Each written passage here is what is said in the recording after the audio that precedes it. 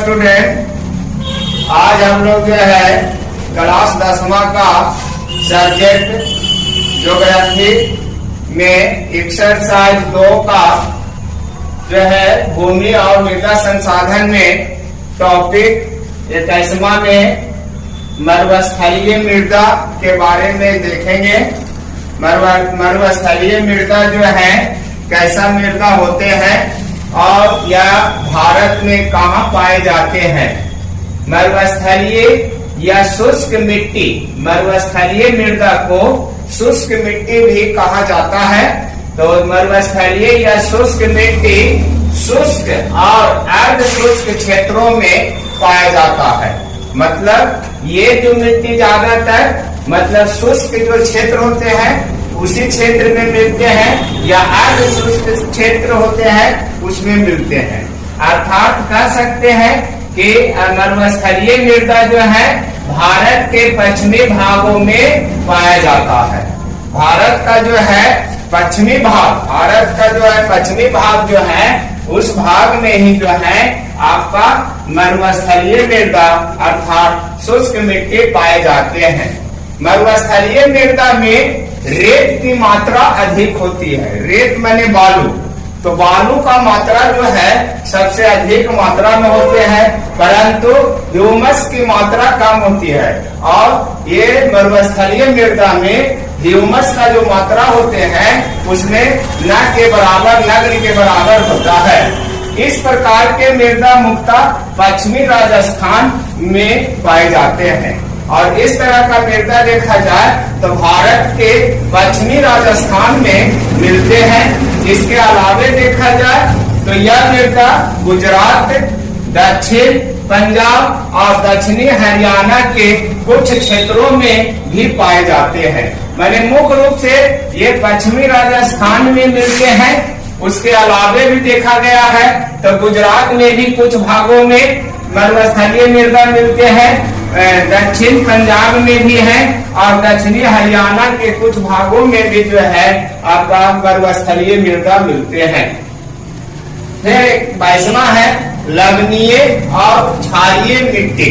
तो इस प्रकार की मिट्टी छिटपुट रूप से विभिन्न भागों में पाई जाती है। मतलब यह जो मिट्टी है भारत के कहीं कहीं कुछ कुछ भागों में मिलते हैं, सब जगह नहीं है। ये छिटपुट मतलब मैंने कहीं कहीं कुछ कुछ अंशों में, कुछ कुछ क्षेत्रों में ये भागों में मिलते हैं। इसे लवणीय और क्षारीय मिट्टी को रेत मिट्टी भी कहा जाता है। कुछ क्षेत्रों में इसको रेत मिट्टी के नाम से पुकारा जाता है या फिर ऊसर मिट्टी, कलर मिट्टी, कलर के मिट्टी के नाम से जाना जाता है। मैंने भिन्न भिन्न क्षेत्रों में इसको भिन्न भिन्न नामों से जाना जाता है। तो कुछ जगह इसे रेत मिट्टी कहा जाता है, तो कुछ जगह ऊसर मिट्टी कहते हैं, तो कुछ जगह कलर मिट्टी के नाम से जाना जाता है। क्षारीय मिट्टी जो है वो वैसे क्षेत्र में पाई जाती है जहाँ पर जल की निकासी की सुविधा नहीं होती है। मतलब क्षारीय मिट्टी जो है अधिकांश उसी क्षेत्र में पाए जाते हैं जहाँ पर जल का निकासी जो है नहीं होते हैं। जल का निकासी मैंने जल बाहर निकलने का रास्ता उसको नहीं होता है, वो एक ही जगह पर जो है जल रह जाता है। तो वैसे क्षेत्र में ही जो है आपका क्षारीय मिट्टी मिलते हैं। वैसे क्षेत्र की जो मिट्टी होते हैं, जो क्षारीय मिट्टी होते हैं, उस मिट्टी में सोडियम, कैल्शियम, मैग्नीशियम की मात्रा जो है बढ़ जाती है। माने पानी के जमा रहने के कारण मिट्टी में जो है सोडियम का जो है मात्रा, कैल्शियम और मैग्नीशियम की मात्रा जो है बढ़ जाती है, जिससे वह मिट्टी जो है क्षार में बदल जाता है, क्षारीय मिट्टी में बदल जाता है। भारत में जो क्षारीय मिट्टी जो है मुख्य रूप से देखा जाए तो पंजाब में है, हरियाणा, केरल के तटवर्ती क्षेत्र में इत्यादि में पाया जाता है।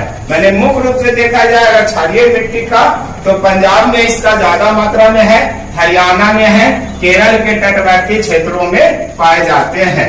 फिर क्षारीय मिट्टी में जो है ज्यादातर नारियल की जो है अच्छी खेती होती है। मैंने ये क्षारीय या लवणीय जो मिट्टी होते हैं इसमें नारियल का जो है खेती सबसे अधिक मात्रा में होता है। उसके बाद 23वां हमारा टॉपिक है पिटमय और जैविक मिट्टी।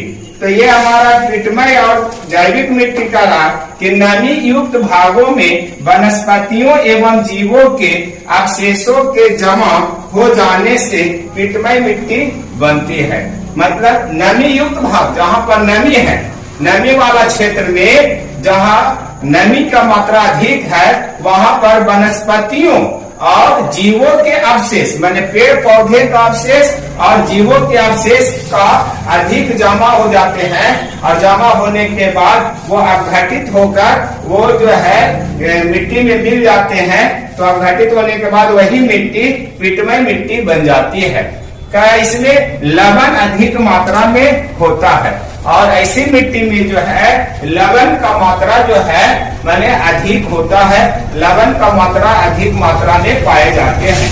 और यह मिट्टी जो है खास करके उड़ीसा, तमिलनाडु, पश्चिम बंगाल, बिहार के मध्यवर्ती और उत्तरी भाग में तथा उत्तरांचल के कुछ भागों में पाया जाता है। ये भारत में देखा जाए तो पिटमय और जैविक मिट्टी जो है मुख्य रूप से उड़ीसा में मिलते हैं, तमिलनाडु, आपका पश्चिम बंगाल में, बिहार के मध्यवर्ती और उत्तरी भाग में ये मिट्टी पाए जाते हैं एवं उत्तराखंड के कुछ भागों में मिलते हैं। तो इस तरह से आप लोग जो है मृदा संसाधन में अभी हम लोग जो है मरुस्थलीय मृदा को देखा, फिर उसके बाद लवणीय और क्षारीय मिट्टी, और फिर जो है पिटमय और जैविक मिट्टी के बारे में देखा। तो इस तरह से भारत में जितने भी मिट्टी हैं वो हम लोग जो है सभी को देख लिया। अब हम लोग देखेंगे कि मृदा अपरदन क्या है और मृदा संरक्षण क्या है।